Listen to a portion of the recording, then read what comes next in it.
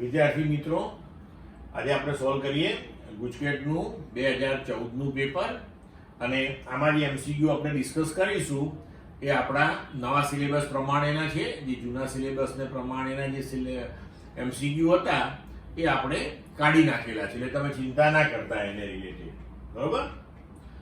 પહેલો પ્રશ્ન, વિદ્યુત ક્ષેત્રની તીવ્રતાનું પારિમાણિક સૂત્ર ખાલી જગ્યા છે. આપણને ઓપ્શન્સ આપેલા છે બધા. બરોબર? હવે વિદ્યુત ક્ષેત્ર એને વ્યાખ્યા અનુસાર આપણે કહીએ છીએ કે એકમ વિદ્યુત ભાર પર લાગતું બળ. તો E બરાબર F અપોન Q. તો હવે આપણે E નું પારિમાણિક સૂત્ર શોધવું હોય તો F નું પારિમાણિક સૂત્ર m1L1T-2 અને ચાર્જ વિદ્યુત ભાર Q નું પારિમાણિક સૂત્ર T1A1, એટલે આપણને જવાબ મળશે m1L1T-3A-1. તો આપણો જવાબ થઈ ગયો C. ક્લિયર બચ્ચો? નેક્સ્ટ, એક m દળ અને q વિદ્યુત ભાર ધરાવતા સ્થિર કણ પર સમાન વિદ્યુત ક્ષેત્ર E લગાડતા તે ગતિમાં આવે છે. મતલબ કે પહેલા સ્થિર છે. આ કણ જ્યારે બળની દિશામાં x અંતર કાપે ત્યારે તેની ગતિ ઉર્જા ખાલી જગ્યા હશે. તો આપણને ઓપ્શન આપેલા છે A qe2x, B q2ex, C qex2, D qex. હવે આપણે જાણીએ છીએ કે ગતિ ઉર્જામાં ફેરફાર બરાબર કાર્ય, અને કાર્ય બરાબર બળ ગુણ્યા સ્થાનાંતર. હવે જ્યારે કોઈ પણ વિદ્યુત ભાર Q ઉપર E વિદ્યુત ક્ષેત્ર લાગુ પડે તો એની ઉપર લાગતું બળ કેટલું થાય? તો કે Q into E. તો બળ F બરાબર Q into E. એણે સ્થાનાંતર કેટલું કર્યું? X. તો બળ ગુણ્યા સ્થાનાંતર એટલે QEX એટલું કાર્ય થયું, અને કાર્ય બરાબર ગતિ ઉર્જામાં ફેરફાર. એટલે ગતિ ઉર્જા પ્રારંભિક શૂન્ય હતી, તો જે અંતિમ થઈ એ જ એની ગતિ ઉર્જા થઈ. તો આપણો જવાબ થઈ ગયો D. નેક્સ્ટ, સમાન ત્રિજ્યા અને સમાન દળ ધરાવતા બે ગોળાઓને સમાન લંબાઈની દોરીઓ વડે એવી રીતે લટકાવવામાં આવ્યા છે કે જેથી તેમની સપાટીઓ એકબીજાને સ્પર્શે. આ ગોળાઓને 4 × 10⁻⁻6 કુલમ જેટલો વિદ્યુત ભાર આપતા તેઓ એકબીજાને અપાકર્ષે છે અને પરિણામ સ્વરૂપ દોરીઓ એકબીજા સાથે 60 ડિગ્રીનો કોણ બનાવે છે. જો આધાર બિંદુથી ગોળાના કેન્દ્ર સુધીનું અંતર 10 સેન્ટીમીટર હોય તો ગોળાનું દળ શોધો. K 9 × 10⁻9 SI અને G 10 મીટર/સેકન્ડ² લો. હવે જો અહીંયા સૌથી અગત્યની બાબત ધ્યાન રાખવા જેવી એ છે કે બંને ગોળા એકબીજાને સ્પર્શે છે અને આ ગોળાઓને કુલ આટલો વિદ્યુત ભાર તમે આપ્યો છે. એટલે એક એક ગોળાને નહીં મળે, આ તમે કુલ વિદ્યુત ભાર આપ્યો. બે ગોળા આડેલા છે એટલે આ વિદ્યુત ભાર જે છે એ બંને ગોળા ઉપર સમાન રીતે વહેંચાઈ જશે. આ ખાસ ધ્યાન રાખવા જેવું છે. અહીંયા ઓપ્શન આપ્યા છે A 0.3117 kilogram, B 0.6235 kilogram, C 0.1559 kilogram, D 1.2468 kilogram. હવે જુઓ કે બંને ગોળા ઉપર તમે કુલ 4 × 10⁻⁻6 કુલમ વિદ્યુત ભાર આપ્યો. બંને ગોળા વચ્ચે વહેંચાય એટલે બાય 2 કર્યું આપણે. તો Q1 અને Q2 એટલે કે બંને ગોળા પરનો સમાન વિદ્યુત ભાર મળી ગયો 2 × 10⁻6 કુલમ. હવે તમને અહીંયા આપેલું છે કે આધાર બિંદુથી ગોળાના કેન્દ્ર સુધીનું અંતર 10 સેન્ટીમીટર છે, તો L 10 સેન્ટીમીટર. બરાબર? એટલે કે L બરાબર, જેને આપણે અહીંયા R પણ કહી શકીએ અને L પણ તમારે રાખવું હોય તો રાખી શકો છો. બરોબર છે? તો એ થઈ ગયું આપણા માટે 10 × 10⁻² મીટર. હવે તમારે ગોળાનું દળ શોધવાનું છે, જે તમને આપેલો છે. ફોર્સ F બરાબર એટલે કે બે ગોળા વચ્ચેનું હવે કુલંબીય અપાકર્ષી બળ. તો 1/4πε0 એટલે કે K Q1 Q2 R². તો હવે આ કિંમત જ્યારે આપણે અહીંયા આગળ બધી મૂકી દઈએ, 1/4πε0 એટલે K Q1 Q2 એનો અહીંયા સ્ક્વેર એટલે કર્યો કે Q1 QT ની કિંમત સમાન છે અપોન R². તો 10 × 10⁻² નો વર્ગ. અને અહીંયા આપણે એને ઉકેલીશું એટલે 1.8 ન્યૂટન થશે. હવે જો અહીંયા આપણે બે ગોળા વચ્ચેનું અંતર જે છે એ r10 લઈ લીધું હતું. કેમ? કારણ કે આપણને કહેલું છે કે બંને ગોળાઓની કેન્દ્રથી આધાર બિંદુનું અંતર 10 છે, સમાન છે અને પાછો એકબીજા સાથે 60 ડિગ્રીનો કોણ બનાવે એવી રીતના સ્થિર થયા છે. એટલે અહીંયા આગળ સમબાજુ ત્રિકોણ બનશે આખું. બરોબર? હવે આકૃતિ જુઓ તો આ પ્રમાણેની થશે આખી. બરોબર? એટલે આ આપણા માટે L થશે, આ પણ L થશે અને આ પણ L થશે. આને આપણે R પણ નામ આપીએ છીએ, જે કહેવું હોય તે કહેવાશે. બરોબર છે? હવે અપાકર્ષણના લીધે કરીને આ જે વિદ્યુતીય બળ છે એ આપણે આ દિશામાં બતાવ્યું. વજન બળ mg, આપણે ગોળો લઈ લઈએ અહીંયા આગળ આવી રીતે. તો mg નીચેની દિશામાં આપણે બતાવ્યું. અહીંયા બંને વચ્ચેનો ખૂણો 60 છે એટલે આ અને આ બંને 30 ડિગ્રીના ખૂણા થશે. તો એ 30 થશે, તો આ પણ 30 થશે. ક્લિયર? હવે આગળ વધીએ આપણે. હવે આ ગોળો અત્યારે સ્થિર છે, તો સ્થિર છે એનો મતલબ એ થઈ ગયો કે એની ઉપર લાગતું હવે પરિણામી બળ જે છે એ શું થાય છે? શૂન્ય. એટલે કે એની પર લાગતા બધા જ બળો જે છે એ સમતોલનમાં આવી ગયા છે. હવે અહીંયા આપણે લખી શકીએ કે tan થીટા, એટલે આ 30 છે તો આ એંગલ પણ આપણો કેટલો હશે? 30. તો tan થીટા બરાબર સામેની બાજુ ભાગ્યા પાસેની. તો સામેની બાજુ આપણી આ f થઈ ગઈ, આ બાજુ આપણી mg છે. તો tan થીટા બરાબર f/mg. હવે tan 30 ડિગ્રી બરાબર 1.8 આપણે ગણી નાખ્યું હતું બળ અપોન m into tan. તો હવે 1/√3 tan 30 1.8 upon m into tan. હવે આપણે ગોળાનું દળ શોધવાનું છે તો એને સૂત્રનો કરતા બનાવ્યો તો આપણો જવાબ આવશે એ. અહીંયા ધ્યાન રાખજો મિત્રો, આ જે t sin 30 લખ્યું છે એ આપણે અહીંયા આ જે દોરીમાં જે ટેન્શન આવે ને એ લખેલું છે હો. એટલે અહીંયા ટેન્શન t હોય, આ t cos થીટા થાય અને આ t sin થીટા. એટલે એનાથી કન્ફ્યુઝ ના થતા મિત્રો. ક્લિયર? નેક્સ્ટ જોઈએ. અનંત લંબાઈના સુરેખીય નિયમિત વિદ્યુતભાર વિતરણવાળા તારથી 2 સેન્ટીમીટર જેટલા લંબ અંતરે ઉદ્ભવતું વિદ્યુત ક્ષેત્ર 3 × 10⁸ ન્યૂટન પર કુલમ છે. તો તાર પર વિદ્યુતભારની રેખીય ઘનતા ખાલી જગ્યા થશે કે આપણને આપ્યો છે 9 × 10⁹ SI. આપણને વિકલ્પ આપ્યા છે A 333 માઇક્રોકુલમ પર મીટર, B 3.33 માઇક્રોકુલમ પર મીટર, C 666 માઇક્રોકુલમ પર મીટર, D 6.66 માઇક્રોકુલમ પર મીટર. હવે જો અનંત લંબાઈનો સુરેખીય નિયમિત વિદ્યુતભાર વિતરણ વાળો તાર, તો એવા તારથી r જેટલા લંબ અંતરે ઉદ્ભવતું વિદ્યુત ક્ષેત્ર, એના માટેનું આપણે થિયરીની અંદર સૂત્ર મેળવેલું છે કે E બરાબર 2k λ/r. તો આ જે સૂત્ર છે એમાં આપણે વિદ્યુતભારની રેખીય ઘનતા એટલે કે લેમ્બડા શોધવાની છે. E આપ્યું છે, k આપ્યો છે, r આપ્યો છે. સરળ થઈ ગયું. માટે લેમ્બડા બરાબર ER/2k. બધાની કિંમતો મૂકી દઈએ, ER2k, અને એને સોલ્વ કરીશું તો આપણો આન્સર આવશે લેમ્બડા બરાબર 0.333 into 10⁻³ કુલમ પર મીટર. પણ હવે જુઓ અહીંયા તમને ઓપ્શન માઇક્રોકુલમમાં આપ્યા છે. તો હવે 0.333 છે એને તમે 333 into 10⁻³ લખો ને -3 અને આ -3 થઈને 10⁻6 બનાવ્યું આપણે. હવે 10⁻6 ની જગ્યાએ તમે માઇક્રો લખી શકો. તો આપણો જવાબ થઈ ગયો લેમ્બડા બરાબર 333 માઇક્રોકુલમ પર મીટર. એટલે કે ઓપ્શન પ્રમાણે આપણો જવાબ થઈ ગયો અહીંયા આગળ A. એટલે આ આપણો જવાબ થયો A. નેક્સ્ટ, દરેક r મીટર ત્રિજ્યાની બે પાતળી સમાન રીંગ એક જ અક્ષ પર એકબીજાથી r મીટર અંતરે રાખેલી છે.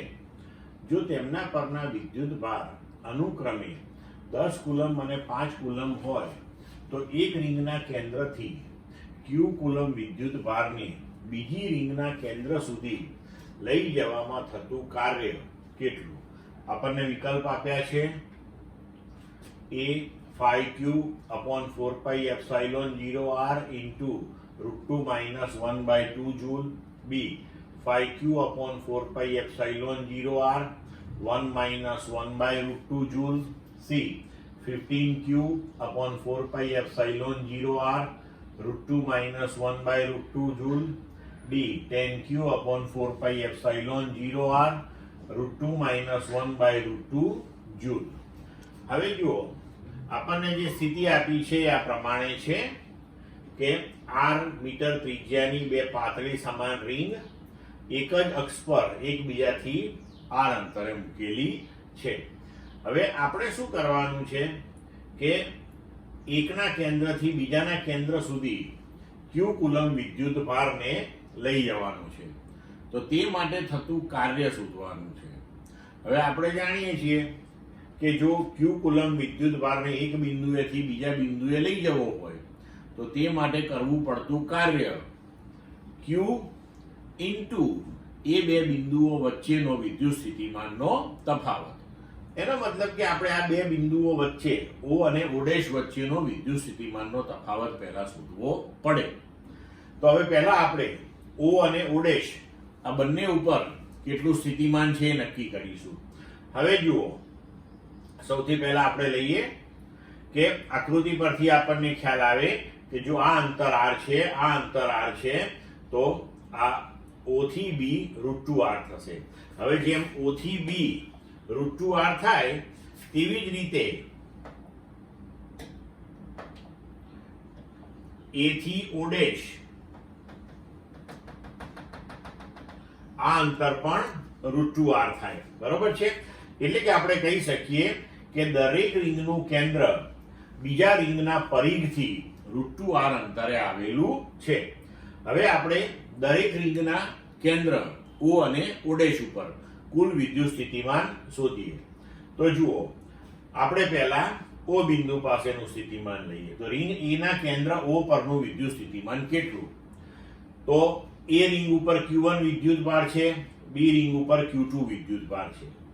તો A રિંગ જે છે એના પરના Q1 વિદ્યુત ભારના લીધે કરીને એના પોતાના કેન્દ્ર પાસે સ્થિતિમાન આપણે લઈએ VA અને B રિંગના Q2 વિદ્યુત ભારના લીધે કરીને કેન્દ્ર O પાસેનું સ્થિતિમાન લઈએ VB. તો હવે VA કેટલું થશે? તો કે 1/4 pi epsilon 0 Q1/r. અને એવી જ રીતના Q2, તો એ આપણે એવી રીતે વિચારવાનું છે કે ધારો કે અહીંયા તમે એક નાનો એલિમેન્ટ લઈ લો કે જેની ઉપર dq વિદ્યુત ભાર છે. તો આ dq થી O √2r અંતરે થયું. તો એનું સ્થિતિમાન તમે શું લખી શકો કે 1/4 pi epsilon 0 dq √2r. પણ હવે આ રિંગને આપણે આવા અનેક વિભાગોમાં વિભાજિત કરીએ તો દરેકે દરેક વિભાગથી આનું અંતર √2r થશે. દરેકમાં રહેલો વિદ્યુતભાર dq લઈએ તો દરેકના લીધે સ્થિતિમાન અહીંયા આ પ્રમાણે થશે. અને બધા સ્થિતિમાનનો સરવાળો કરીએ આપણે તો આ dq એ બધાનો સરવાળો કરીએ તો પરિણામી વિદ્યુતભાર આપણને કેટલો મળવાનો? Q2. એટલે આપણે એ સીધું જ આપણે Q2 ના લીધે નું સ્થિતિમાન લખી શકીએ 1/4 pi epsilon 0 Q2 અને પરિઘથી અંતર છે √2r. એટલે નીચે આપણે લખ્યું √2r. હવે એવી જ રીતે રિંગ B ના કેન્દ્ર O' પરનું વિદ્યુત સ્થિતિમાન. તો A ના લીધેનું સ્થિતિમાન અને B ના લીધેનું સ્થિતિમાન. તો A ના લીધે કેટલું સ્થિતિમાન થશે? 1/4 pi epsilon 0 Q1/√2r. હમણાં આગળ સમજાવ્યું તે જ રીતે. અને B નું પોતાના કેન્દ્ર ઉપર, તો એની ઉપરનો વિદ્યુતભાર Q2, તો 1/4 pi epsilon 0 Q2/r. હવે O અને O' બંને પાસેનું સ્થિતિમાન મળી ગયું આપણને. હવે આપણે વિદ્યુત સ્થિતિમાનનો તફાવત શોધવો પડશે. તો O અને O' વચ્ચે વિદ્યુત સ્થિતિમાનનો તફાવત, તો V1 - V2 એને ડેલ્ટા V કહીએ. તો આ V1 નું મૂલ્ય અને આ V2 નું મૂલ્ય, તો આ સાઈન થઈ ગઈ માઈનસ. હવે આપણે અહીંયા આગળ 1/4πε0r આમાંથી અને આમાંથી કોમન કાઢી લઈએ તો કૌંસમાં વધશે q1 માઇનસ q2 અને આ બાકીના જે બે પદ બચ્યા આ બે એમાંથી આપણે -1/4πε0√2r કોમન કાઢીએ તો જો માઇનસ કોમન કાઢીએ અહીંયા તો q1 પહેલા આવશે અને -q2 પછી આવશે અહીંયા ક્લિયર હવે જુઓ આ જે બે આપણી પાસે પદ આવ્યા એમાંથી આપણે q1 q2/4πε0r q1 q2/4πε0r common લઈ લઈએ તો વિદ્યુત સ્થિતિમાનનો તફાવત આપણને મળી ગયો q1 q2/4πε0r અહીંયા 1 બચશે અને માઈનસ અહીંયા 1/√2 હવે વિદ્યુતભાર q ને o થી o' લઈ જવા કરવું પડતું કાર્ય વિદ્યુતભાર ગુણ્યા વિદ્યુત સ્થિતિમાનનો તફાવત તો w = q * ΔV તો ΔV નું જે આ સૂત્ર છે એને q ની સાથે અહીંયા મૂકી દીધું હવે q1 અને q2 ના મૂલ્યો તમને આપેલા છે 10 અને 5 કુલમ તો q * 10 - 5/4πε0r 1 - 1/√2 તો આપણો જવાબ થયો 5q/4πε0r 1 - 1/√2 જૂલ મતલબ કે આપણો જવાબ થયો વિકલ્પ બી ક્લિયર ચલો નેક્સ્ટ r ત્રિજ્યાના એક ગોળાની સપાટી પર q જેટલો વિદ્યુતભાર છે તો આ વિદ્યુતભાર તંત્રની સ્થિતિ ઊર્જા કેટલી થશે વિકલ્પ છે a kq²r b kq²r², c ½ kq²r d ½ kq²r².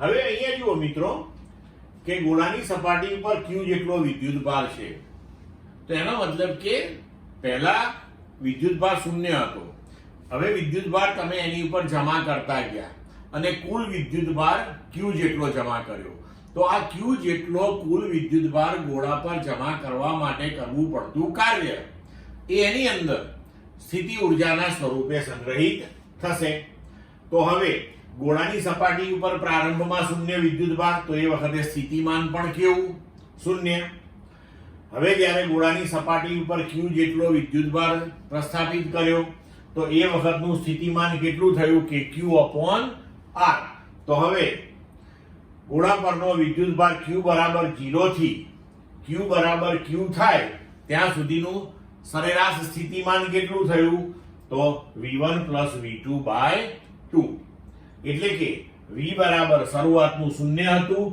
v2 kq/r/2 તો થઈ ગયું v = kq/2r હવે q જેટલો વિદ્યુતભાર આપણે જમા કર્યો છે તો તંત્રની સ્થિતિ ઊર્જા બરાબર વિદ્યુતભાર ગુણ્યા સરેરાશ સ્થિતિમાન તો q * kq/2r એટલે કે થઈ ગયો જવાબ આપણો u = kq²/2r મતલબ કે આપણો જવાબ આવશે સી નેક્સ્ટ 1/π ઓહ્મ પ્રતિ મીટર લંબાઈ દીઠ અવરોધ ધરાવતા 2 મીટર ત્રિજ્યાવાળા વર્તુળાકાર તાર પરના A અને B બિંદુઓ વચ્ચે 6 વોલ્ટની બેટરી જોડતા બેટરીમાંથી વહેતો પ્રવાહ શોધો A અને B બિંદુઓ કેન્દ્ર O આગળ કાટખૂણો રચે છે આકૃતિમાં દર્શાવ્યા મુજબની પરિસ્થિતિ આપણને આપેલી છે અને આપણને વિકલ્પ આપ્યા છે A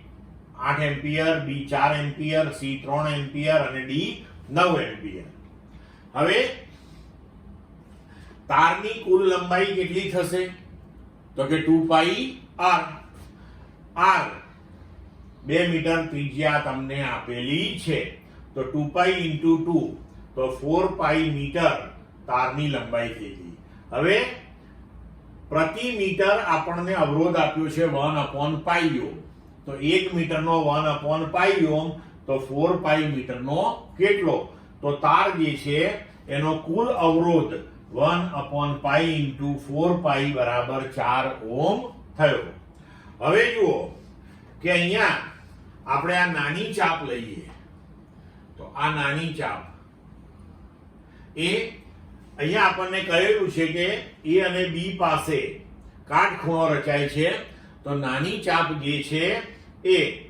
સમગ્ર રિંગ જે છે એનો 1/4 ભાગ હશે, તો નાની ચાપની લંબાઈ એ 1/4 હશે, તો 1/4 into 4 કરીએ તો એનો અવરોધ થશે 1 ઓહ્મ.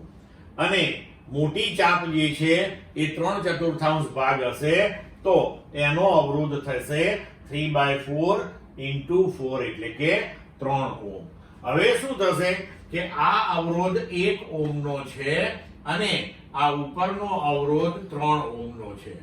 તો આપણે કહી શકીએ કે A અને B બિંદુની વચ્ચે 1 અને 3 ઓહ્મ અવરોધ એ સમાંતરે જોડેલા છે. તો આ બંને વિભાગો એકબીજાને સમાંતરે જોડેલા હોવાથી સમતુલ્ય અવરોધ R બરાબર R1 R2 upon R1 વત્તા R2 સૂત્ર પ્રમાણે 3 ગુણ્યા 1 upon 3 વત્તા 1 એટલે થયું 3/4 ઓહ્મ. હવે આપણે પ્રવાહ શોધવાનો છે. પ્રવાહ I બરાબર E by R. તો E આપણને 6 વોલ્ટ અહીંયા આપેલું છે અને સમતુલ્ય અવરોધ આપણે પરિપથનો શોધી લીધો 3/4. તો હવે આપણો જવાબ થઈ ગયો 8 એમ્પિયર, એટલે કે આપણો જવાબ થશે અહીંયા A. ક્લિયર? ચાલો નેક્સ્ટ. એક કાર્બન અવરોધ પર 3 નારંગી રંગના પટ્ટાઓ છે, તો તે અવરોધકના અવરોધનું મૂલ્ય મહત્તમ મૂલ્ય ખાલી જગ્યા હોઈ શકે.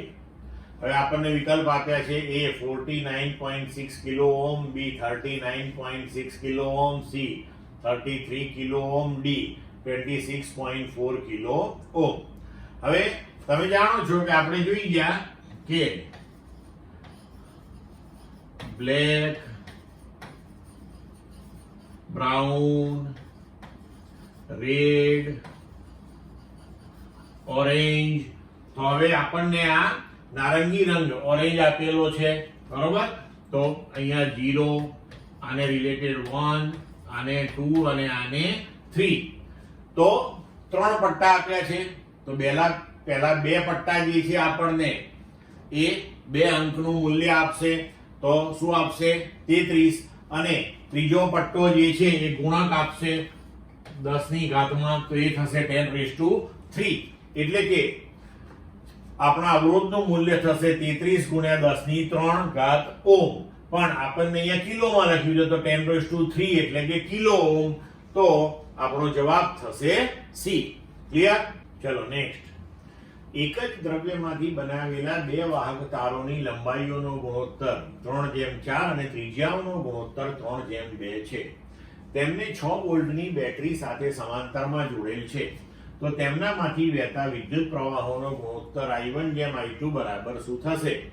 વિકલ્પ આપ્યા છે A 1/3, B 3/1, C 1/2, D 2/1. હવે અહીંયા જુઓ કે તમને પ્રવાહોનો ગુણોત્તર શોધવાનું કહ્યું છે. લંબાઈનો ગુણોત્તર અને ત્રિજ્યાઓનો ગુણોત્તર આપેલો છે. તો લંબાઈનો ગુણોત્તર L1/L2 બરાબર 3/4 અને ત્રિજ્યાઓનો ગુણોત્તર, તારની ત્રિજ્યાઓનો ગુણોત્તર R1/R2 બરાબર 3/2 આપેલું છે. હવે બંને તાર સમાંતરમાં જોડેલા છે, તો બંને તાર વચ્ચેનો વિદ્યુત સ્થિતિમાનનો તફાવત સરખો હશે. તો બંને તારનો સ્થિતિમાન સમાન લઈએ આપણે. તો કે I1 R1, I1 પહેલા તારમાંથી વહેતો પ્રવાહ, R1 પહેલા તારનો અવરોધ, I2 બીજા તારમાંથી વહેતો પ્રવાહ, R2 બીજા તારનો અવરોધ. હવે આપણે જાણીએ છીએ કે અવરોધ R બરાબર ρL/A. તો આપણે અહીંથી I1/I2 બરાબર R2/R1 લખી શકીએ. R2 ρL2/A2 upon R1 એટલે કે ρL1/A1. બંને તાર એક જ દ્રવ્યમાંથી બનાવેલા છે, એટલે અવરોધકતા સમાન હશે. હવે આડછેદનું ક્ષેત્રફળ A1 A2, તો πr2² upon અહીંયા લખો πr1². હવે જુઓ કે અહીંયા ρ કેન્સલ થઈ જશે, પાઈ કેન્સલ થઈ જશે. તો આપણને મળશે L2/L1 છેદનો છેદ ઉપર લઈ લો તો R1/R2 નો વર્ગ.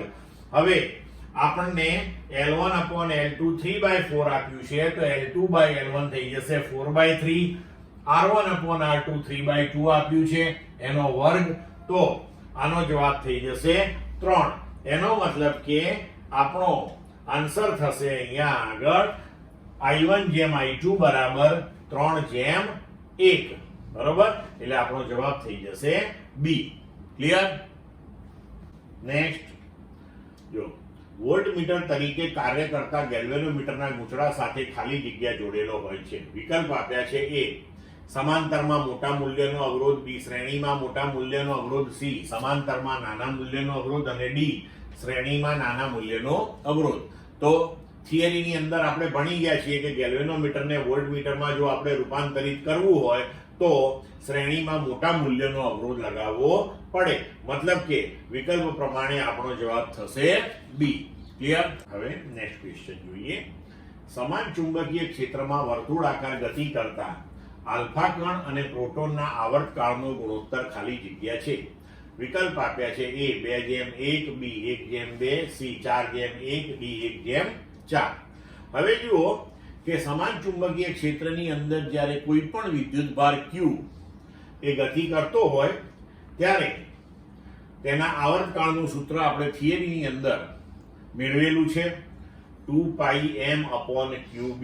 હવે 2π અચળ છે, બી સમાન ચુંબકીય ક્ષેત્ર આપ્યું છે, તેનો મતલબ કે આવર્તકાળ ચલે છે m/q. m એ વિદ્યુતભારનું દળ છે, એટલે કે જે તે કણનું દળ છે, અને q એ જે તે કણ પરનો વિદ્યુતભાર છે. તો હવે આપણે આવર્તકાળ આલ્ફા ટી આલ્ફા અપોન આવર્તકાળ પ્રોટોન ટી પ્રોટોન બરાબર લખી શકીએ m alpha upon m proton into q proton upon q alpha. હવે આલ્ફા કણનું દળ જે છે એ પ્રોટોનના દળ કરતા 4 ગણું છે, એટલે આપણે m આલ્ફા એને 4 માસ of proton upon mass of proton as it is, અને આલ્ફા કણ ઉપરનો વિદ્યુતભાર એ પ્રોટોનના વિદ્યુતભાર કરતા બમણો છે, એટલે આપણે અહીંયા લખ્યું કે qp અપોન q આલ્ફા બરાબર 2qp. હવે mp mp કેન્સલ કરીએ, qp qp કેન્સલ કરીએ તો આપણો જવાબ આવ્યો 2. એટલે કે આપણો વિકલ્પ પ્રમાણેનો જવાબ થશે 2:1 એટલે એ. નેક્સ્ટ, બે સમકેન્દ્રીય રીંગો એક જ સમતલમાં રહે તેમ ગોઠવેલ છે. દરેક રીંગમાં આંટાઓની સંખ્યા 25 છે. તેમની ત્રિજ્યાઓ અનુક્રમે 50 સેન્ટીમીટર અને 200 સેન્ટીમીટર છે તથા તેમનામાંથી અનુક્રમે 0.1 અને 0.2 એમ્પિયર વિદ્યુત પ્રવાહ પરસ્પર વિરુદ્ધ દિશામાં વહે છે. તો કેન્દ્ર પાસે ઉદ્ભવતા ચુંબકીય ક્ષેત્રનું મૂલ્ય ખાલી જગ્યા ટેસ્લા થશે. વિકલ્પ આપ્યા છે એ 4μ0, બી 2μ0, સી 10/4μ0, ડી 5/4μ0. હવે જુઓ કે સમકેન્દ્રીય રીંગો છે, એક જ સમતલમાં છે અને બંનેમાંથી પરસ્પર વિરુદ્ધ પ્રવાહ વહેવડાવીએ છીએ, તો કેન્દ્ર પાસે બંનેનું જે ચુંબકીય ક્ષેત્ર ઉત્પન્ન થશે એ પરસ્પર વિરુદ્ધ દિશામાં હશે. એટલે પરિણામી ચુંબકીય ક્ષેત્ર આપણને એ બંને દ્વારા ઉદ્ભવતા ચુંબકીય ક્ષેત્રોના તફાવત જેટલું મળશે. હવે આપણે થિયરીની અંદર વિદ્યુત પ્રવાહ ધારિત રીંગના કેન્દ્ર પર ઉદ્ભવતા ચુંબકીય ક્ષેત્ર માટેનું સૂત્ર મેળવેલું છે. તો એ છે B બરાબર μ0NI/2a. હવે અહીંયા પરિણામી ચુંબકીય ક્ષેત્ર બરાબર એક રીંગનું ક્ષેત્ર માઇનસ બીજી રીંગનું ક્ષેત્ર. આપણે મોડમાં લીધું કારણ કે આપણને ખબર નથી કોનું મોટું હશે ને કોનું નાનું હશે, પણ આપણને ખાલી મૂલ્યમાં રસ છે એટલે મેગ્નિટ્યુડ લીધો છે.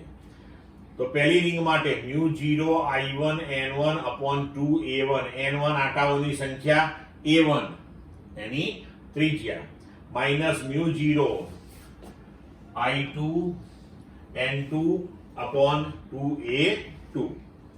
હવે I1 I2 N1 અને N2 બંને સમાન છે 25-25, અને A1 અને A2, A1 50 સેન્ટીમીટર એટલે 0.5 મીટર, A2 200 સેન્ટીમીટર એટલે 2 મીટર આપણે લીધું. આ બધા મૂલ્યો અહીંયા ગોઠવી દઈએ. હવે આપણે તો B બરાબર μ0 N1 N2 સમાન છે એટલે 25, μ0 25/2 કોમન લઈ લીધું તો કૌંસમાં વધશે I1/A1 એટલે 0.1/0.5 માઇનસ I2/A2 0.2/2. તો 25/2 μ0 1/5 માઇનસ 1/10. તો આને આપણે સોલ્વ કરીશું તો આપણો જવાબ આવશે 5/4 μ0, તો એનો મતલબ કે વિકલ્પ પ્રમાણે આપણે જવાબ આપી શકીશું D. Clear? Next, 27 degree Celsius તાપમાને એક પેરામેગ્નેટિક દ્રવ્યની મેગ્નેટિક સસેપ્ટિબિલિટી 1 × 10⁻⁵ છે. તો કયા તાપમાને તેની મેગ્નેટિક સસેપ્ટિબિલિટી 1.5 × 10⁵ થાય? તો વિકલ્પ આપ્યા છે આપણને: એ 18 ડિગ્રી સેલ્સિયસ, બી 200 degree Celsius, C -73 degree Celsius, D -18 degree Celsius. તો થિયરીની અંદર આપણે ભણી ગયા છીએ કે મેગ્નેટિક સસેપ્ટિબિલિટી એ તાપમાનને વ્યસ્ત પ્રમાણમાં હોય છે. Chi_m proportional to 1/T. તો Chi_m 2/Chi_m1 બરાબર T1/T2. તો Chi_m2 આપણે 1.5 × 10⁻⁵/1 × 10⁻⁵. આ 27 ડિગ્રી સેલ્સિયસ એટલે ગણતરીની અંદર આપણે કેલ્વિન લેવું પડશે. તો 300 કયા તાપમાને એટલે T2 શોધવાનું છે. તો T2 આપણને 200 કેલ્વિન મળશે. બરાબર, 200 કેલ્વિન અને ડિગ્રી સેલ્સિયસમાં ફેરવીએ તો -73 ડિગ્રી સેલ્સિયસ. એટલે વિકલ્પ અનુસાર આપણો જવાબ થશે સી. ક્લિયર? નેક્સ્ટ, પૃથ્વીના ચુંબકીય વિષુવવૃત્ત પર કોઈ સ્થળે પૃથ્વીનું ચુંબકીય ક્ષેત્ર 0.5 × 10⁻⁴ ટેસ્લા છે. આ સ્થળે પૃથ્વીની ત્રિજ્યા 6400 કિલોમીટર લો, તો પૃથ્વીની ચુંબકીય ડાયપોલ મોમેન્ટ ખાલી જગ્યા થાય μ0 બરાબર 4π × 10⁻⁷ ટેસ્લા મીટર પર એમ્પિયર લો. વિકલ્પ આપ્યા છે આપણને: એ 1.05 × 10⁻23, બી 1.31 × 10⁻23, સી 1.15 × 10⁻23, ડી 1.62 × 10⁻23. હવે પૃથ્વીને આપણે એક મોટા ગજિયા ચુંબકની જેમ વિચારી લઈએ તો તેની વિષુવ રેખા પર કોઈ પણ બિંદુએ ચુંબકીય ક્ષેત્ર માટેનું સૂત્ર આપણે થિયરીની અંદર મેળવેલું છે. તો બી બરાબર μ0/4πm/dq. તો તેના પરથી આપણે લખી શકીએ કે μ0/4π એટલે 10⁻⁷ m/dq. હવે BE બરાબર μ0/4π m/re³. આ ડી ની જગ્યાએ આપણે શું લઈશું? પૃથ્વીની ત્રિજ્યા લઈશું. તો એના બરાબર 10⁻⁷ m/re³ આપણે લખી શકીએ. હવે m આપણે ચુંબકીય ડાયપોલ મોમેન્ટ શોધવાની છે એટલે m ને સૂત્રનો કરતા બનાવ્યો BE_re³/10⁻⁷. ચુંબકીય ક્ષેત્ર તમને 0.5 × 10⁻⁴ ટેસ્લા આપ્યું છે. એનું મૂલ્ય મૂક્યું. ત્રિજ્યા 6400 કિલોમીટર એને મીટરમાં લેવી પડે એટલે આપણે 6.4 × 10⁶ મીટર કર્યું. એનો ક્યુબ અને નીચે 10⁻⁷. આને આપણે ઉકેલીશું તો જવાબ મળશે 1.31 × 10⁻23. એટલે કે વિકલ્પ પ્રમાણે આપણે કહી શકીએ કે આપણો જવાબ બી છે. નેક્સ્ટ, 4.5 મીટર ઊંડાઈ ધરાવતી ટાંકી પાણી વડે સંપૂર્ણપણે ભરેલી છે. તો સૂર્યપ્રકાશને ટાંકીના તળિયા સુધી પહોંચતા લાગતો સમય ખાલી જગ્યા નેનો સેકન્ડ. પાણીનો વક્રીભવનાંક 4/3 છે. તો વિકલ્પ આપ્યા છે આપણને: એ 20, બી 2.0, સી 1.5, ડી 200. હવે જોઈએ આપણે તો વેગ બરાબર અંતર ભાગ્યા સમય. હવે આપણને શું કહ્યું છે? સૂર્યપ્રકાશને ટાંકીના તળિયા સુધી જતા. તો તળિયા સુધી જવા માટે એને 4.5 મીટર અંતર કાપવું પડે. બરોબર, પણ હવે પ્રકાશનો વેગ માધ્યમની અંદર બદલાઈ જશે. તો આ v કેટલો થશે? હવે તો વક્રીભવનાંક બરાબર પ્રકાશનો શૂન્ય અવકાશમાં વેગ c ભાગ્યા પ્રકાશનો માધ્યમમાં વેગ v. તો માધ્યમમાં વેગ બરાબર શૂન્ય અવકાશમાં વેગ c ભાગ્યા માધ્યમનો વક્રીભવનાંક. તો હવે આપણે v ની જગ્યાએ લખી શકીએ c/n બરાબર d/t. આપણે સમય શોધવાનો છે તો t ને સૂત્રનો કર્તા બનાવ્યો, એના બરાબર nd upon c.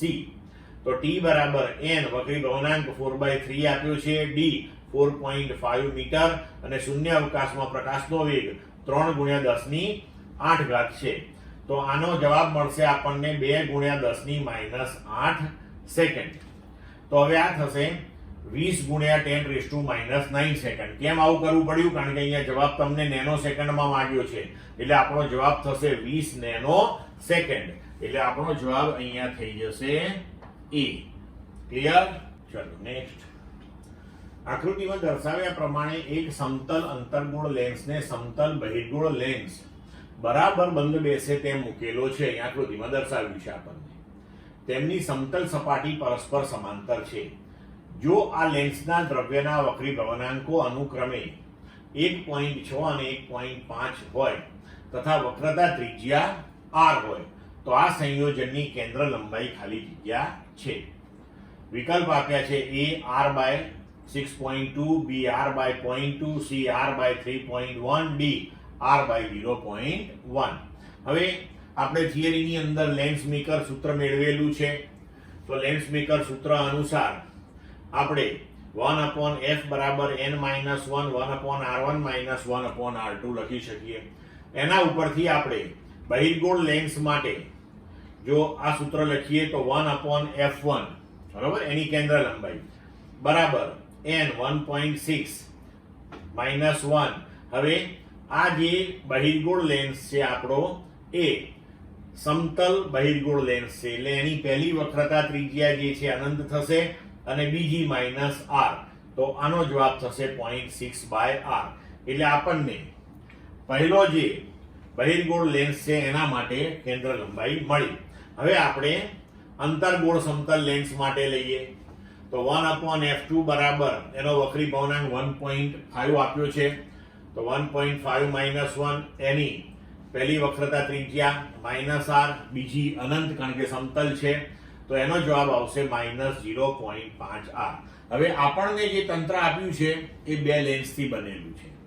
તો પરિણામી કેન્દ્ર લંબાઈ માટેનું સૂત્ર છે આપણી પાસે કે 1/f બરાબર 1/f1 વત્તા 1/f2. તો 1/f1 એટલે 0.6/r અને પ્લસ 1/f2 1/f2 એટલે -0.5/r.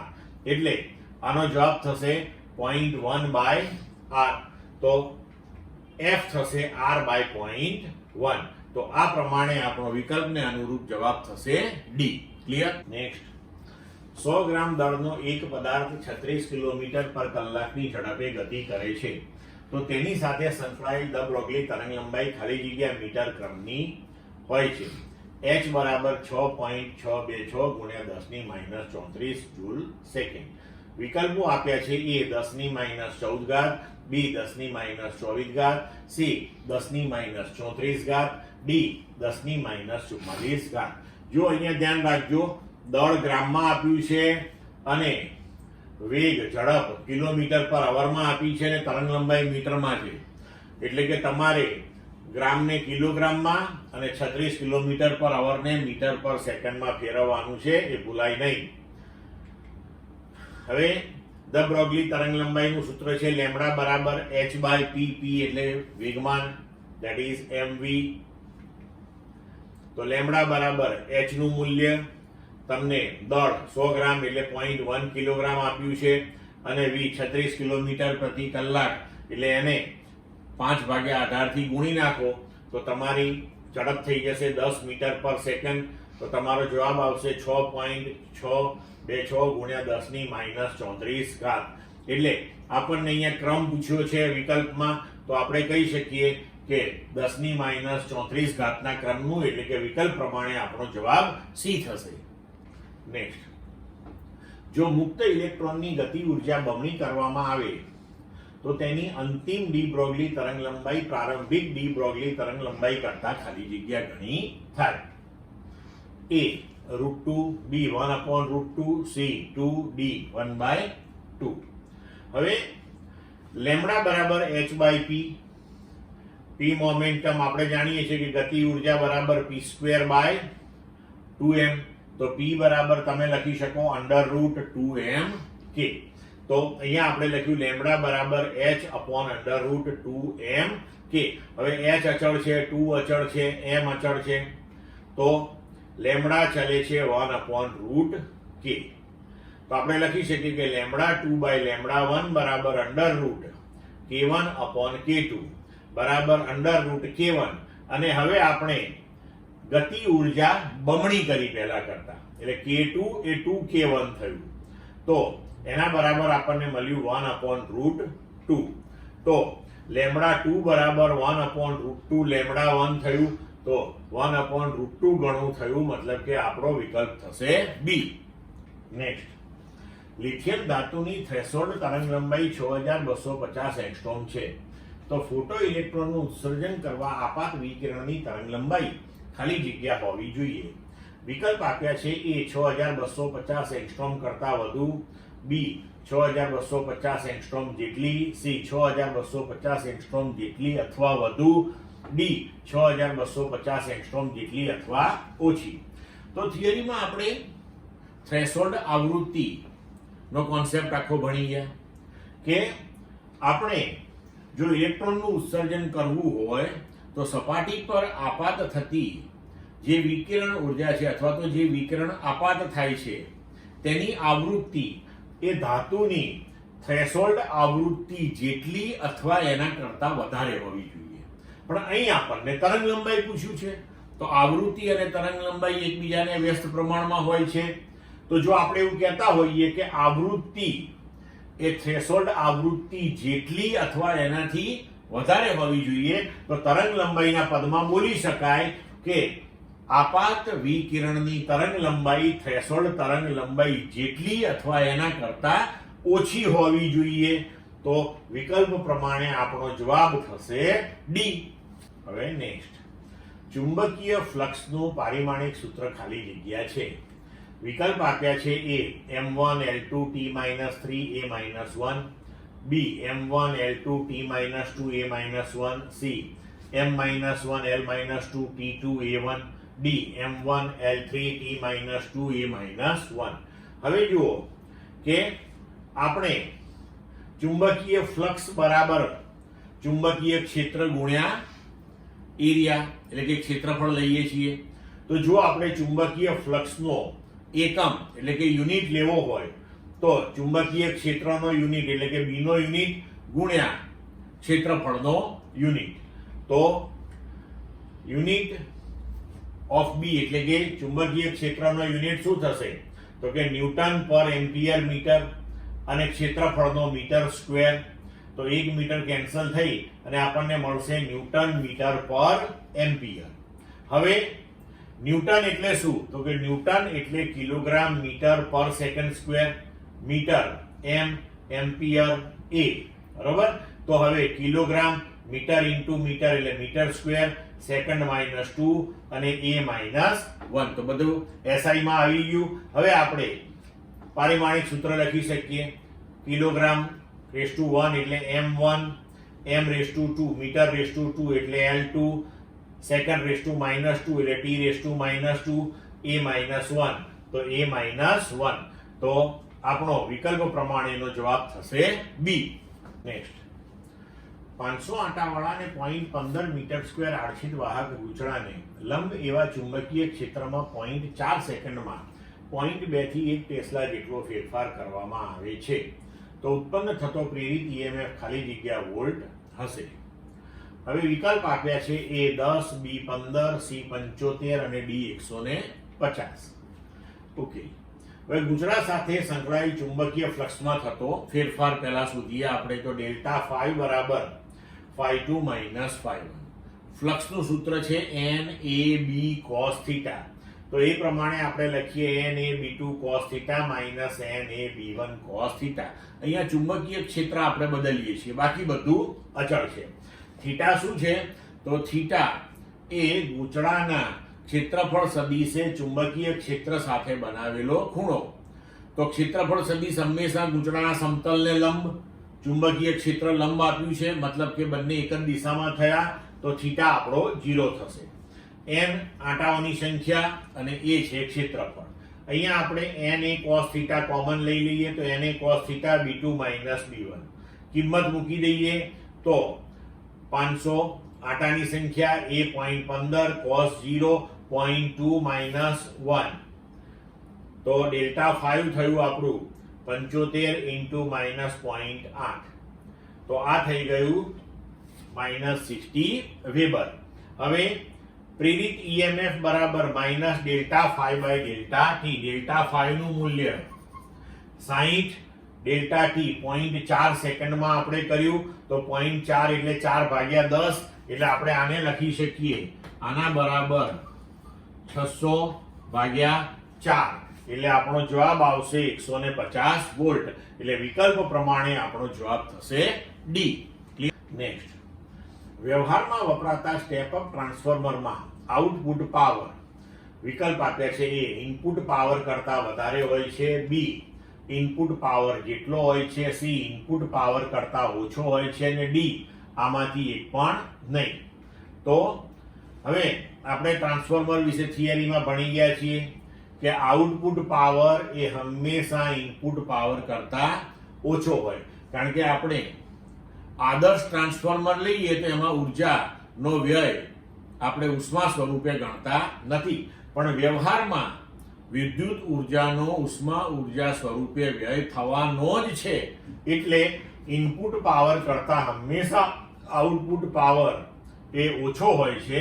એટલે વિકલ્પ પ્રમાણે આપણો જવાબ થશે સી મિત્રો. નેક્સ્ટ, એસી પરિપથમાં એક વિદ્યુત ગોળો તેને લાગુ પાડેલ મહત્તમ પાવરના 50% વાપરે છે. તો લાગુ પાડેલ વોલ્ટેજ અને પરિપથના પ્રવાહ વચ્ચે કળા તફાવત કેટલો હશે? એ π/6 રેડિયન, બી π/3 રેડિયન, સી π/4 રેડિયન અને ડી π/2 રેડિયન. તો એસી પરિપથ માટે પાવર નું સૂત્ર છે P = VI cos 5. તો મહત્તમ પાવર જ્યારે cos 5 1 થઈ જશે ત્યારે મળે. તો મહત્તમ power P maximum = V * I. તો આપણે લખી શકીએ કે કેટલો પાવર વપરાય છે તો કે મહત્તમ પાવરના 50%.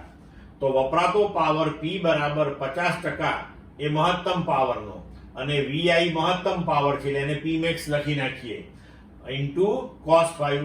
તો બંને બાજુએથી P maximum કેન્સલ થઈ જશે. 50% એટલે 1/2. તો cos 5 = 1/2. તો 5 થઈ જશે આપણો 60 ડિગ્રી એટલે કે π/3 રેડિયન. એટલે કે વિકલ્પ પ્રમાણે આપણો જવાબ થશે બી. નેક્સ્ટ, એક વિદ્યુત પ્રવાહ 8 એમ્પિયરના ડીસી પ્રવાહ અને I = 6 sin ωt એમ્પિયરના એસી પ્રવાહનો બનેલો છે. તો પરિણામી પ્રવાહનું IRMS મૂલ્ય ખાલી જગ્યા થાય. એ 8.05 એમ્પિયર, બી 9.05 ampere, C 11.58 ampere, D 13.58 ampere. હવે આપણો કુલ પ્રવાહ થયો એ એસી અને ડીસી નું મિશ્રણ છે. તો I = 8 + 6 sin ωt. હવે IRMS તો એ થશે √ સરેરાશ કોની? તો કે 8 + 6 sin ωt ના વર્ગની સરેરાશ. હવે આનો વર્ગ કરીએ પહેલા તો કે 64 + 96 sin ωt + 36 sin² ωt. આખાઈનું પાછું શું લેવાનું હોય આપણે? સરેરાશ. તો હવે 64 તો અચળ છે, 96 અચળ છે, તો અહીંયા સરેરાશ લેવી પડશે sin ωt ની અને અહીંયા સરેરાશ લેવી પડશે sin² ωt ની. પણ આપણે જાણીએ છીએ કે sin ωt ની સરેરાશ એ 0 થશે અને sin² ωt ની સરેરાશ 1/2 થાય છે. આપણે ચોપડીની અંદર ઘણા દાખલાઓની અંદર આ વસ્તુ જોયેલી છે, એનો આપણે અહીંયા સીધો ઉપયોગ કરી લઈએ. તો IRMS થયું આ 64, 96 આ 0 થઈ જશે એટલે કેન્સલ કર્યું. 36 sin² ωt નું સરેરાશ થઈ જશે 1/2. તો એના બરાબર થયું √82 એટલે આનો જવાબ થશે 9.05 એમ્પિયર. એટલે વિકલ્પ પ્રમાણે આપણો જવાબ થશે અહીંયા આગળ બી. નેક્સ્ટ, નીચે કેટલીક વિદ્યુત ચુંબકીય તરંગોની તરંગ લંબાઈ આપેલ છે. ટૂંકા રેડિયો તરંગો λ1, માઇક્રો તરંગો λ2 ને પારજાપલી તરંગો λ3 તેમને ઘટતા ક્રમમાં ગોઠવો. વિકલ્પ આપ્યા છે એ λ1, λ3, λ2, બી λ1, λ2, λ3, સી λ3, λ2, λ1 અને ડી λ2, λ1, λ3. તો આપણે જાણીએ છીએ કે ટૂંકા રેડિયો તરંગો તો એ તરંગ લંબાઈ 10⁻⁻1 મીટરથી 10⁻4 મીટરની હોય છે. માઇક્રો તરંગો તો એ 10⁻³ મીટરથી 10⁻1 મીટરની રેન્જમાં હોય. પારજાંબલી તો 10⁻8 થી 10⁻4 × 10⁻8 મીટર સુધીની રેન્જમાં હોય છે. તો આ પ્રમાણે જોઈએ તો આપણે એને ઘટતા ક્રમમાં ગોઠવવાના છે.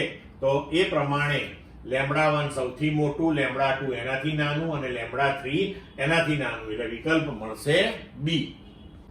નેક્સ્ટ, શૂન્ય અવકાશની પરમિએબિલિટી μ0 નો એકમ ખાલી જગ્યા છે. વિકલ્પ આપ્યા છે એ ન્યૂટન પર એમ્પિયર, બી ન્યૂટન પર ampere square, C newton ampere, D 1/એમ્પિયર સ્ક્વેર. તો આપણી પાસે ચુંબકીય ક્ષેત્ર માટેનું સૂત્ર છે B = μ0I/2πr. તો μ0 = 2πbr/I લખી શકીએ. હવે 2π તો અચળાંક છે. B નો ચુંબકીય ક્ષેત્રનો એકમ ન્યૂટન પર એમ્પિયર મીટર, r અંતર મીટર, I પ્રવાહ એમ્પિયર, એટલે મીટર મીટર કેન્સલ, તો એકમ થયો ન્યૂટન પર એમ્પિયર સ્ક્વેર. એટલે વિકલ્પ પ્રમાણે આપણે લખી શકીએ કે μ0 નો એકમ થયો N/a², એટલે આપણો જવાબ આવશે બી. વ્યતિકરણ માટેના યંગના પ્રયોગમાં જો ચોથી પ્રકાશિત શલાકાની પહોળાઈ 2 × 10⁻² સેન્ટીમીટર હોય તો છઠ્ઠી પ્રકાશિત શલાકાની પહોળાઈ ખાલી જગ્યા સેન્ટીમીટર થાય. આપણને વિકલ્પ આપ્યા છે એ 10⁻², બી 3 × 10⁻², સી 2 × 10⁻², ડી 1.5 × 10⁻². હવે અહીંયા આપણને વ્યતિકરણ માટેનો પ્રયોગ કયો છે. તો આપણે થિયરીની અંદર ભણી ગયા છીએ કે વ્યતિકરણ ભાતની અંદર બધી જ શલાકાઓ જે છે એ સમાન પહોળાઈની હોય છે, બરોબર. એટલે ચોથી પ્રકાશિત શલાકાની પહોળાઈ જે હોય એ જ છઠ્ઠીની હોય અને એ જ કોઈ પણ શલાકાની પહોળાઈ હોય. તો એને અનુરૂપ આપણે કહી શકીએ કે એ પણ હશે 2 × 10⁻² સેન્ટીમીટર. એટલે વિકલ્પ પ્રમાણે આપણો જવાબ થશે સી. અધ્રુવીભૂત પ્રકાશ પોલરાઇઝર P પર આપાત થાય છે. પોલરાઇઝરમાંથી નિર્ગમન પામતો પ્રકાશ એનાલાઇઝર A પર આપાત થાય છે.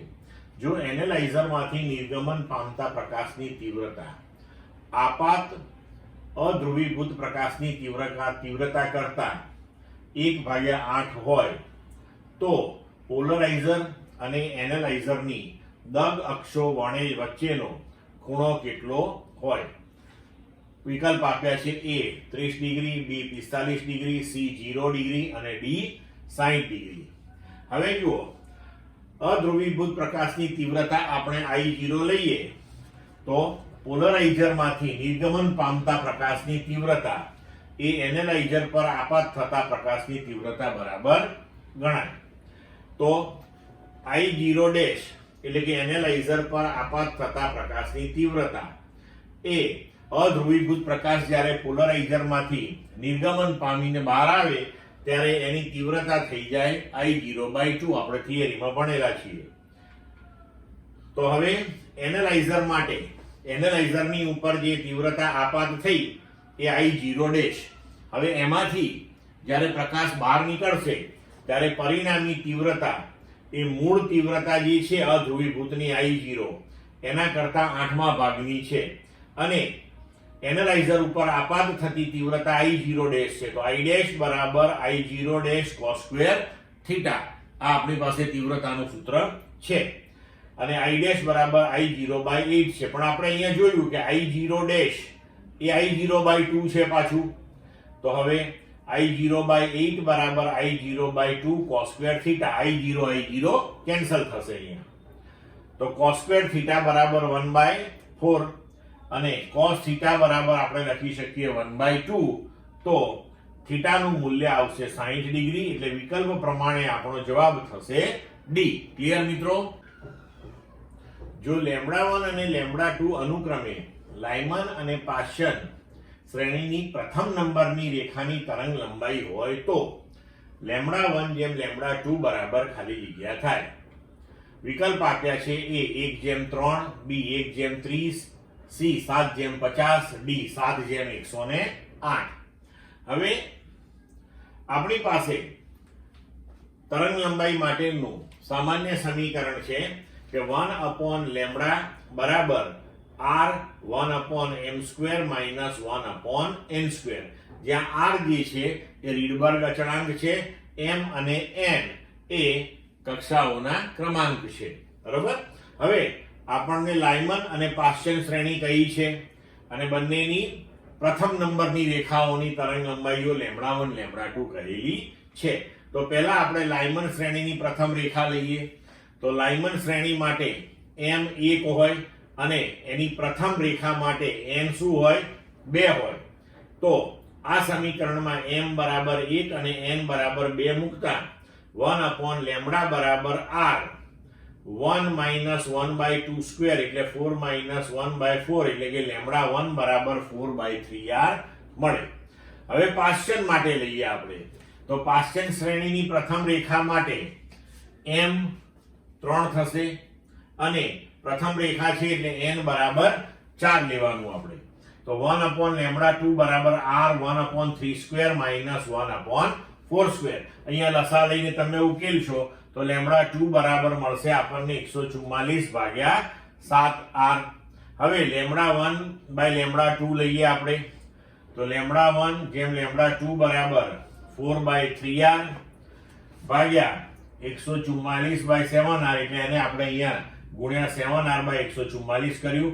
આને ઉકેલીશું તો આપણો જવાબ આવશે 7/108 એટલે કે 7/108. તો આપેલા વિકલ્પ પ્રમાણે આપણો જવાબ થશે ડી. ક્લિયર? એક્સ-રે ની તરંગ લંબાઈ કયા ગાળામાં હોય છે? થિયોરેટિકલ પ્રશ્ન છે. તો એ 0.001 નેનોમીટર થી 1 નેનોમીટર, બી 0.001 એંગસ્ટ્રોમ થી 1 એંગસ્ટ્રોમ, સી 0.001 માઇક્રોમીટર થી 1 માઇક્રોમીટર, ડી 0.001 સેન્ટીમીટર થી 1 સેન્ટીમીટર. તો આપણે વિદ્યુત ચુંબકીય વર્ણપટ આખો ભણી ગયા છીએ. એને અનુરૂપ આપણે લખી શકીએ કે તરંગ લંબાઈ 0.001 નેનોમીટર થી 1 નેનોમીટરના ક્રમની હોય છે. એટલે વિકલ્પ પ્રમાણે આપણો જવાબ થશે એ. રેડિયો એક્ટિવ રૂપાંતરણ ZXA, Z+1x1a, Z-1x2a-4, Z-3x3a-8 માં કયા રેડિયો એક્ટિવ વિકિરણ ક્રમશઃ ઉત્સર્જન પામે છે? વિકલ્પ આપ્યા છે alpha beta minus beta minus, B beta minus alpha beta minus, C beta minus alpha alpha, D alpha beta minus alpha. હવે જુઓ આપણે સૌથી પહેલા આ બેનો વિચાર કરીએ. તો ZXA એ થયું પેરેન્ટ ન્યુક્લિયસ. હવે એમાંથી ડોટર ન્યુક્લિયસ મળ્યું Z+1x1a. તો બંને બાજુ a તો સમાન છે. અહીંયા Z છે, અહીંયા Z+1 છે. તો બંને બાજુના Z સમાન થાય એ પ્રમાણેનું વિકિરણ ઉત્સર્જન પામે. તો અહીંયા બીટા માઇનસ આવશે. તો અહીંયા જો Z+1 -1 એટલે અહીંયા પણ Z અને અહીંયા પણ Z. અને આપણે જાણીએ છીએ કે બીટા માઇનસ ઉત્સર્જિત થાય ત્યારે તેની સાથે એન્ટી ન્યુટ્રિનો ઉત્સર્જિત થાય અને ક્યુ એનર્જી રિલીઝ થાય. પણ એન્ટી ન્યુટ્રિનો કે ન્યુટ્રિનોને એનર્જીની આપણને જરૂર નથી. આપણે વિકલ્પ પ્રમાણે જોવાનું છે. તો પહેલા આપણે આ પ્રક્રિયાની અંદર જે ઉત્સર્જિત થશે એ થશે બીટા -1. હવે બીજી પ્રક્રિયા વિચારીએ. આ બે બરોબર. તો Z+1x1a એમાંથી z-1 x2 a-4. તો અહીંયા જુઓ z+1 અને z-1 એટલે કે z માં 2 નો તફાવત આવ્યો, અહીંયા a માં 4 નો તફાવત આવ્યો, મતલબ કે 2He4 એ ઉત્સર્જિત થશે. 2He4 એટલે શું છે? તો 2He4 એ જ આપણો આલ્ફા પાર્ટિકલ છે. તો પહેલો બીટા માઇનસ, બીજો આલ્ફા. હવે આપણે આ ત્રીજી પ્રક્રિયા લઈએ, આ રહીએ, બરોબર? તો z-1 x2a-4 એ પેરેન્ટ અને ડોટરમાં z-3 x3 a-8. તો ફરીથી તમે જુઓ અહીંયા z માં 2 નો તફાવત આવ્યો અને a માં 4 નો તફાવત આવ્યો, મતલબ કે ફરીથી આલ્ફા પાર્ટિકલ એટલે કે હિલિયમ ન્યુક્લિયાઈ 2He4 ઉત્સર્જિત થશે. તો પહેલો બીટા માઇનસ, પછી આલ્ફા, પછી ફરીથી આલ્ફા. તો એનો મતલબ એ થયો કે વિકલ્પ પ્રમાણે આપણો જવાબ થશે સી. ક્લિયર મિત્રો? 8O16 અને 8O17 ન્યુક્લિયસોની ન્યુક્લિયોન દીઠ બંધન ઉર્જા અનુક્રમે 7.97 MeV અને 7.75 MeV છે. તો 8O17 ન્યુક્લિયસમાંથી એક ન્યુટ્રોનને મુક્ત કરવા જરૂરી ઉર્જાનું મૂલ્ય ખાલી જગ્યા MeV થશે. આપણને વિકલ્પ આપ્યા છે A 3.52, B 3.62, C 4.23, D 7.86. હવે આપણે અહીંયા આગળ 8O17 એમાંથી આપણે 8O16 મેળવવાનું છે અને એક ન્યુટ્રોન અહીંયા રિલીઝ થાય છે.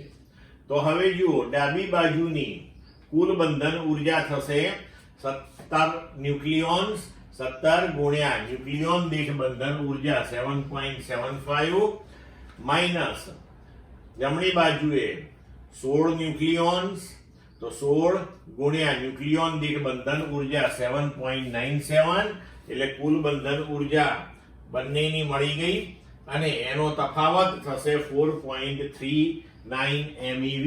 મતલબ કે આપણે 4.39 MeV જેટલી ઉર્જા એને આપવી પડે. મતલબ કે આપણો જવાબ જે છે એ સી થી એકદમ નજીક છે, એટલે સી આપણે જવાબ આપી શકીશું. એલસી ઓસિલેટર પરિપથમાં કેપેસિટરનું મૂલ્ય બમણું કરતા આઉટપુટમાં મળતા તરંગની આવૃત્તિ ખાલી જગ્યા ગણી થશે. એલસી ઓસિલેટર આપણે સિલેબસમાં નથી, પણ એલસી ઓસિલેટરમાં આપણને જે આવૃત્તિ મળે એ જ્યારે અનુનાદ થાય ત્યારે મળે. તો અનુનાદ આવૃત્તિનું સૂત્ર આપણે ભણવામાં આવે છે, એટલે આપણે અહીંયા આગળ આને લીધો છે પ્રશ્ન. વિકલ્પ આપ્યા છે A 1/√2, B √2, C 1/2 અને D 2. તો આવૃત્તિનું સૂત્ર આપણે લખી શકીએ છીએ કોણીય આવૃત્તિ ઓમેગા બરાબર 1/√LC, અથવા તો આપણે લખી શકીએ કે આવૃત્તિ F બરાબર 1/2π√LC. તમે કંઈ પણ લખી શકો છો.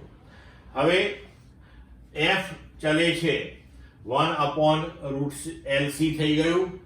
તો હવે જો આપણે કેપેસિટરનું મૂલ્ય અહીંયા બમણું કરી દઈએ તો F ચલે છે 1/√C પ્રમાણે તમે લખી શકો કે F1/F2 બરાબર √C2/C1. C2 તમારું 2C1 છે, એટલે F1/F2 તમારું √2 થશે. તો F2 બરાબર F1/√2.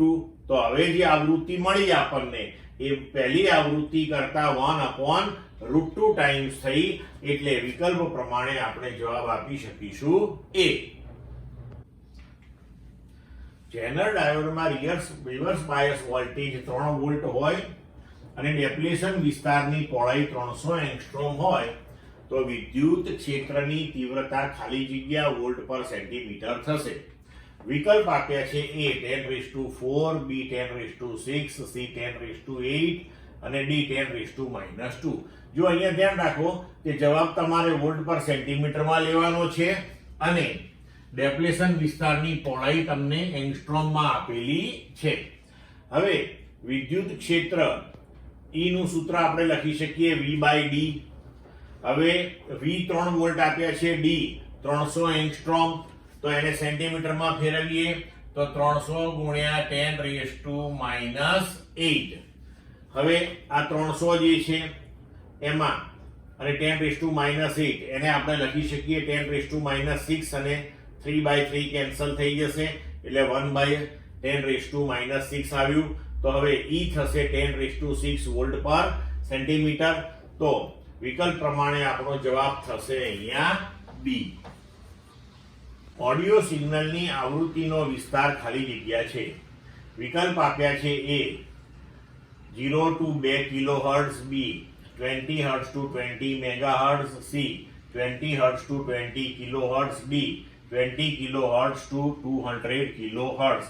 તો થિયરીની અંદર આપણને આ સીધું જ આપેલું છે, એના ઉપરથી આપણે જવાબ લખી શકીએ કે ઓડિયો સિગ્નલની આવૃત્તિનો વિસ્તાર જે છે એ 20 હર્ટ્ઝ થી 20 કિલોહર્ટ્ઝ, એટલે કે વિકલ્પ C જે છે એ આપણો જવાબ થશે. ક્લિયર મિત્રો?